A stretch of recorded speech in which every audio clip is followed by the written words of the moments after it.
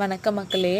இன்றைக்கி எங்கள் கோவக்காய் பந்தலுக்கு தான் நாங்கள் வந்திருந்தோம். பார்த்தா நிறைய காய்களுக்கு கொத்து கொத்தாக வழக்கம் போல் வச்சுருந்தது.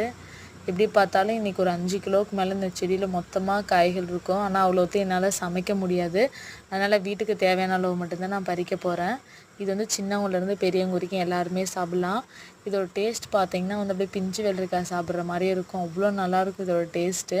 இதில் வந்து ஊறுகாய்லாம் செய்வாங்களாம், எனக்கு தெரியாது. அதை வந்து ட்ரை பண்ணி பார்க்கணும்.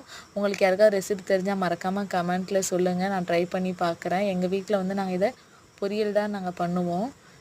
அப்படி இல்லைனா வந்து ஃப்ரை மாதிரி பண்ணி தான் சாப்பிடுவோம். பார்த்தா எல்லா காய்களும் வந்து நிறைய நீட்டாக இருக்குது.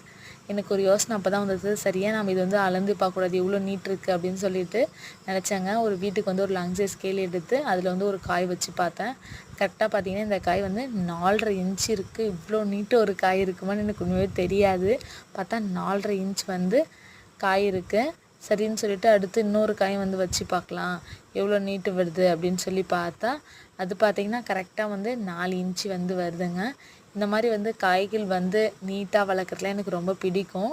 அதே சமயம் கொஞ்சம் வித்தியாசமாகவும் இருக்கணும், அதுதாங்க எனக்கு ரொம்ப பிடிக்கும். அதனால தான் வந்து எனக்கு தெரிஞ்ச எல்லா காய்களையும் நான் தேடி தேடி வளர்த்துக்கிட்டு இருக்கேன்.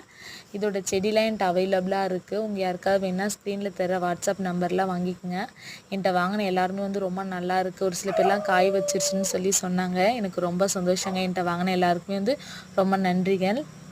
இது வாங்குகிற எல்லாருக்குமே வந்து நான் ஃப்ரீயாக வந்து 3 வகையான விதைகளையும் இலவசமாக கொடுத்துக்கிட்டு இருக்கிறேன்.